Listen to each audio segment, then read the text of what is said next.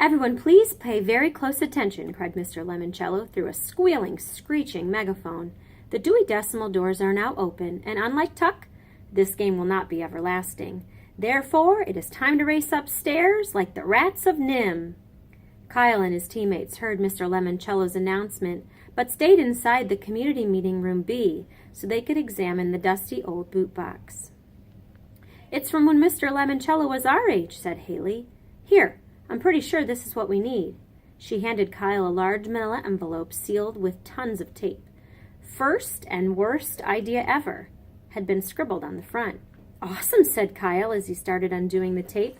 The clue said his first idea might be our best solution.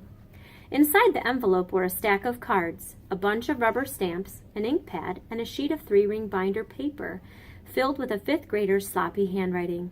Kyle read out loud what the young Luigi Lemoncello had written. "Presenting First Letters, the amazingly incredible secret code game." Haley held up some of the cards. Each one showed a cartoony drawing of a single letter. Apple equals A, B equals B, carrot equals C, and so on. Kyle continued reading. "Want to send your friend a secret message to meet you after school?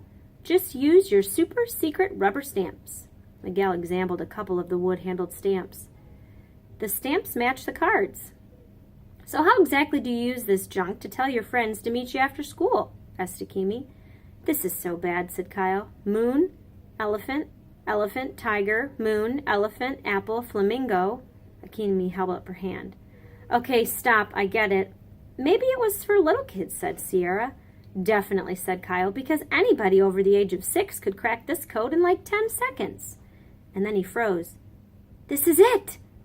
He went to the wall with the list of library cards. What would happen if we played First Letters with those book titles? Books/authors on the backs of library cards. Number one, Miguel Fernandez. Incident at Hawks Hill by Alan E. Eckert. No David by David Shannon. Number 2, Akimi Hughes. One Fish, Two Fish, Red Fish, Blue Fish by Dr. Seuss. 9 Stories by J.D. Salinger. Number 3, Andrew Peckelman. 6 Days of the Condor by James Grady. 8 Cousins by Louisa May Alcott. Number 4, Bridget Wage. Tales of the Fourth Grade Nothing by Judy Blume. Harry Potter and the Sorcerer's Stone by J.K. Rowling. Number 5, Sierra Russell. The Egypt Game by Zilpha Keatley Snyder. The Westing Game by Ellen Raskin. Number 6, Yasmin Smith Snyder. Around the World in 80 Days by Jules Verne. And Yak Who Yelled Yuck by Carol Puglano Martin. Number 7, Sean Keegan. Olivia by Ian Faulkner. Unreal by Paul Jenkins. Number 8, Haley Daly. Turtle in Paradise by Jennifer L. Holm. A Wrinkle in Time by Madeline Langle. Number 9, Rose Vermette. All of a Kind Family by Sidney Taylor. Scat by Carl Hyson. Number 10, Kayla Corson. Anna to the Infinite Power by Mildred Ames. Where the Sidewalk Ends by Shel Silverstein. Number 11, Unknown / Charles Chiltington. Number 12, Kyle Keeley. I Love You, Stinky Face by Lisa McCourt. The Napping House by Audrey Wood. "Okay," said Miguel, moving to a clean space on the wall. "Here are the first letters and all the titles.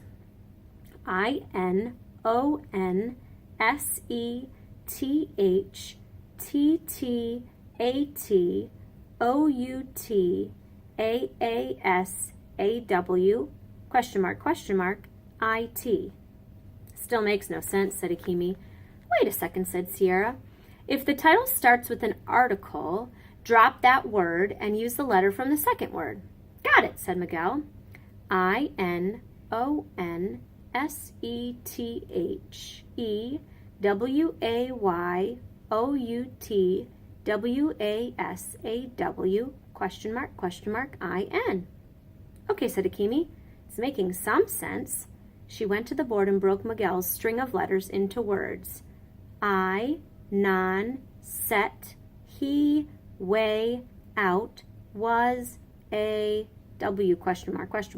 In. Hang on, said Kyle. It could be In, on, see, the way out was a W, question mark, in. What's in, on, say, said Akimi. Wait, look, said Miguel. The books on the second and third library cards actually start with numbers. Kyle grabbed a marker. In 1968, the way out was a W, question mark, in. Hang on, said Haley. You know all those questions in the trivia contest Friday? I did so badly. I Googled a bunch of them later that night. They were all from 1968. You guys, said Sierra, I did some research too. Mr. Lemoncello was born in 1956. That means he turned 12 in 1968.